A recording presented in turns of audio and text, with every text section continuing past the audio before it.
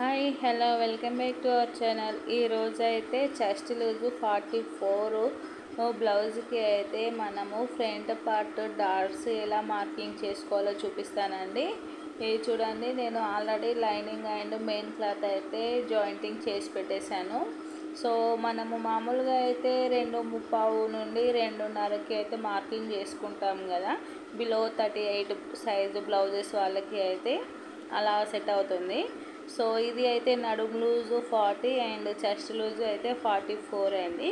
దీనికి అయితే మనము చిన్న సైజు బ్లౌజులకి ఫ్రంట్ పార్ట్ స్టిచ్చింగ్ చేసినట్టు దీనికి స్టిచ్చింగ్ చేస్తే అయితే మనకి ఫ్రంట్ పార్ట్ అనేది సెట్ అవ్వదు.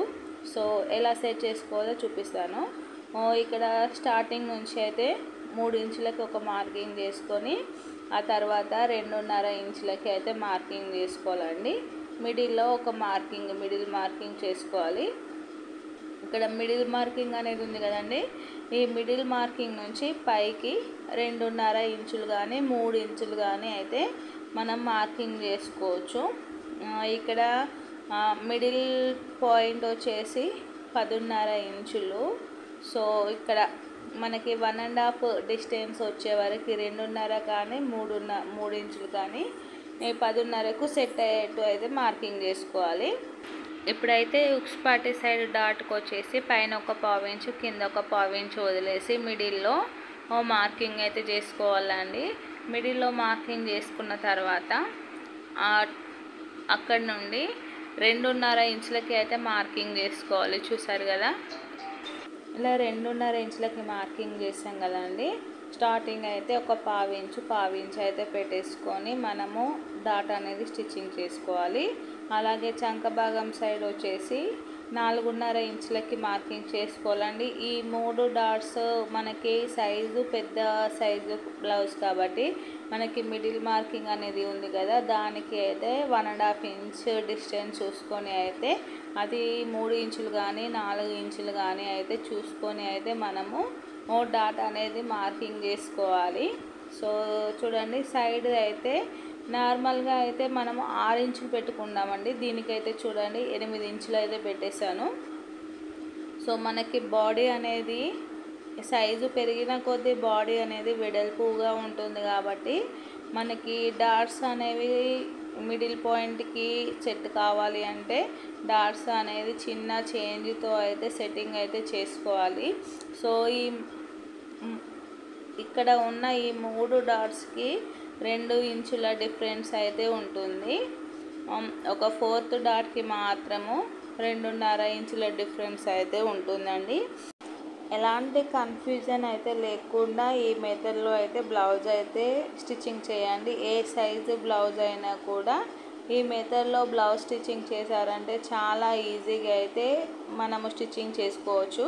సో వన్ సైడ్ అయితే మార్కింగ్ చేసాం కదా, ఇంకో సైడ్ కూడా ఇలా క్లాత్ని అయితే ఇలా పెట్టేసుకొని ఒకసారి ప్రెస్ చేసుకున్నాం అనుకోండి, మనం పైన చేసుకున్న మార్కింగ్ అనేది కింది దానికైతే పడిపోతుందండి.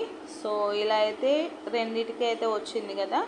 సో మనము ఎగ్జాక్ట్గా ఎలా మార్కింగ్ చేసుకున్నామో అలా అయితే కుట్టేసుకోవాలి. సో ఇక్కడ స్టిచ్చింగ్ దగ్గర మనకి మార్కింగ్కి స్టిచ్చింగ్కి కొంచెం క్రాస్గా ఉంటుంది. సో కింద ఉన్న డాట్స్ అనేవి ఉన్నాయి కదండి, అవి కరెక్ట్గా పట్టేసుకొని అయితే ఇలా స్టిచ్చింగ్ చేసుకుంటే మనకి స్ట్రైట్గా అయితే వస్తుంది. సో ఇక్కడ ఉక్స్ పట్టి సైడ్ మనం మార్కింగ్ చేసుకున్నాం కదా, మార్కింగ్ చేసుకున్న డాట్ వచ్చేసి మిడిల్లో ఉంటుంది. దానికి అటొక 1/4 ఇంచు ఇటొక 1/4 ఇంచు అనేది మనము డిస్టెన్స్లో అయితే కుట్టేసుకోవాలి. సో ఇక్కడ నేనైతే డైరెక్ట్గా అయితే స్టిచ్చింగ్ చేస్తున్నాను, ఎందుకంటే క్లారిటీగా మార్కింగ్లో చెప్పాను కాబట్టి. ఇలా చంక భాగం సైడు అలాగే 4th డాట్ వచ్చేసి అన్ని డాట్స్ అయితే ఇలా స్టిచ్చింగ్ అయితే చేసుకోవాలి. మనము ఆల్రెడీ పక్కా మెజర్మెంట్స్తో అయితే మార్కింగ్ చేసుకున్నాం కదండి. సో మనం ఎక్కడి వరకు మార్కింగ్ చేసుకున్నామో అక్కడి వరకు ఆ మార్కింగ్ పైన ఎగ్జాక్ట్గా స్టిచ్చింగ్ చేసుకుంటే సరిపోతుంది. ఇలా మనము టేప్ కొలతలతో పెట్టేసుకొని ఇలా మార్కింగ్ చేసుకోకుండా స్టిచ్చింగ్ చేసుకున్నాం అనుకోండి, ఒక డాట్ చిన్నగా ఒక డాట్ పెద్దగా అయితే వస్తుంది. సో ఇలా ఎలాంటి కన్ఫ్యూజన్ అయితే లేకుండా ఇలా మనము మార్కింగ్ చేసుకునేటప్పుడే ఇలా మార్కింగ్ చేసుకొని అయితే కుట్టేసుకుంటే సరిపోతుంది.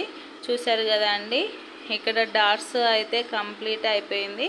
అలాగే షేప్ పట్టీ కూడా నేను రెడీ చేసి పెట్టేశాను. సో మనము ఇలా షేప్ పట్టీ కూడా ఇలా స్టిచ్చింగ్ చేసుకోవాలి. సో ఇక్కడ డాట్ అనేది మెయిన్ డాట్ అనేది ఉంది కదండి, ఇది అయితే ఇలా పైకి ఫోల్డింగ్ చేసుకోవాలి. ఫోల్డింగ్ చేసుకుంటూ కుట్టుకోవాలి. అలాగే మనకి షేప్ పట్టీ కానీ ఈ మెయిన్ పైన ఉన్న ఈ ఫ్రంట్ పార్ట్ కానీ కొంచెం క్రాస్గా ఉంటుంది. దాన్ని మాత్రము సాగదీయకుండా క్లాత్ పైన క్లాత్ని అయితే పెట్టేసుకొని కుట్టుకోవాలి.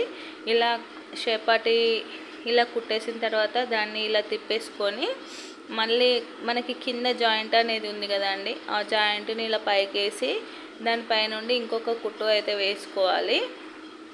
మనకు షేప్ పట్టీ అయితే నేనైతే ఒక 4 లేయర్స్తో అయితే ఒరిజినల్ అండ్ లైనింగ్తో కలిపి అయితే మిడిల్లో ఇంకొక 2 లేయర్స్ పెట్టి అయితే నేను షేప్ పట్టీ అయితే స్టిచ్చింగ్ చేస్తాను. నా బ్లౌజ్కి అయితే నా స్టిచ్చింగ్ బ్లౌజెస్కి అయితే మెయిన్ సీక్రెట్ అదే అండి. షేప్ పట్టీ ఎంత స్టిఫ్గా ఉంటే మనకి ఫ్రంట్ పార్ట్ అనేది అంత నీట్గా ఉంటుంది. అదే షేప్ పట్టీ సింగిల్ లేయర్ కానీ డబుల్ లేయర్తో కానీ స్టిచ్చింగ్ చేసామనుకోండి, అది ఒక 2-3 ఉతుకులకి అది మొత్తం మెత్తగా అయిపోతుంది కదండి. సో మనకి అలా మెత్తగా అయిపోతే అయితే ఫ్రంట్ పార్ట్ అనేది నీట్గా ఉండదు. సో ఇలా మనకి వీలైనంత వరకు ఇలా లైనింగ్ పీస్ అయితే ఒక 4 లేయర్స్ వేసుకుంటే నీట్గా ఉంటుంది. అదే ఏదైనా మందం క్లాత్ ఉంటే మిడిల్లో ఒక క్లాత్ వేసేసుకొని స్టిచ్చింగ్ చేసుకుంటే ఇంకా బాగుంటుంది.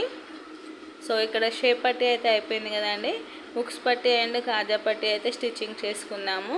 సో ఇక్కడైతే కాజా పట్టీ ఉక్స్ పట్టీ అయితే స్టిచ్చింగ్ చేస్తున్నానండి. ఇలా పైనుండి అయితే పెట్టేసుకోవాలి క్లాత్ను. లైనింగ్ క్లాత్ ఇలా పైనుండి పెట్టేసుకొని కిందికి ఇలా ఒక 1/2 ఇంచ్ వరకు ఫోల్డింగ్ చేసి కుట్టుకోవాలి. ఇప్పుడు కాజా పట్టీ అయితే చూసారు కదా, కాజా పట్టీని ఇక్కడ క్లాత్ కొంచెం తక్కువగా, లైనింగ్ అనేది తక్కువగా ఉందనేసి మిడిల్లో పెట్టేస్తున్నాను. సో కాజా పట్టీ అనేది కింది నుంచి అంటే లైనింగ్ దగ్గర నుంచి అయితే జాయింటింగ్ చేసుకోవాలి. ఇలా లైనింగ్ పై నుంచి అయితే ఇలా క్లాత్ను స్ట్రైట్గా పెట్టేసుకుంటూ మనము కింది క్లాత్ను కానీ పైన క్లాత్ను కానీ సాగదీయకుండా కుట్టుకోవాలండి. ఎందుకంటే ఒకటి స్ట్రైట్ క్లాత్ వస్తుంది, ఒకటేమో క్రాస్ క్లాత్ వస్తుంది కదా జాయింటింగ్కి. సో ఇలా ఉక్స్ పట్టీ అయితే ఇలా లోపటి వైపునకి 2 ఫోల్డింగ్స్ చేసుకొని ఆ ఎడ్జ్ పై నుంచి అయితే కుట్టు వేసుకోవాలి. చాలా ఈజీగా అయితే స్టిచ్చింగ్ చేసుకోవచ్చు. అలాగే మీకు ఇంకా ఏదైనా డౌట్ ఉంటే అయితే నాకైతే కామెంట్ బాక్స్లో కామెంట్ చేయండి, నేనైతే తప్పకుండా రిప్లై ఇస్తాను. అలాగే నా ఛానల్ని కొత్తగా చూసేవారు అయితే సబ్స్క్రైబ్ చేయడం మర్చిపోకండి. ఇలా కాజా పట్టీని అయితే పై వైపునకి 2 ఫోల్డింగ్స్ చేసుకోవాలి. చూపిస్తాను చూడండి. సో ఇలా రివర్స్ తీసుకున్నాం కదా, రివర్స్ తీసుకున్నాక ఇలా 2 ఫోల్డింగ్స్ అయితే మనము పై వైపునకి ఫోల్డింగ్ చేసుకొని ఆ ఎడ్జ్ పై నుంచి అయితే ఒక కుట్టు అయితే వేసుకోవాలండి. సో ఇలా ఎడ్జ్ పై నుండి కుట్టు వేసుకున్న తర్వాత క్లాత్ను మళ్ళీ తిప్పేసుకొని ఒక 1/2 ఇంచు డిస్టెన్స్లో ఇంకొక కుట్టు అయితే వేసుకుంటే మనకి స్టిచ్చింగ్ అనేది నీట్గా ఉంటుంది, క్లాత్ లేవకుండా ఉంటుంది. ఆ 2 కుట్టుల మధ్యలో మనం కాజా స్టిచ్చింగ్ అయితే చేసుకోవచ్చు. సో ఇక్కడ 2 ఉక్స్ పట్టీ అండ్ కాజా పట్టీ 2 ఈక్వల్గా ఉన్నాయా లేవా అని అయితే చూసుకోవాలండి. సో ఫ్రంట్ పార్ట్ అయితే చాలా క్లియర్గా అయితే స్టిచ్చింగ్ అయితే కంప్లీట్ అయిపోయింది. ఇలా ఎడ్జ్కి అయితే క్రాస్గా కటింగ్ అయితే చేసేసుకోవాలి. సో ఫైనల్లీ అయితే ఫ్రంట్ పార్ట్ స్టిచ్చింగ్ అయితే అయిపోయింది. చూసారు కదండి షేప్ అనేది ఎంత పర్ఫెక్ట్గా వచ్చిందో. సో నా వీడియో కనుక మీకు యూజ్ అవుతుంది అనుకుంటున్నాను. నచ్చినట్లయితే please like, share and subscribe.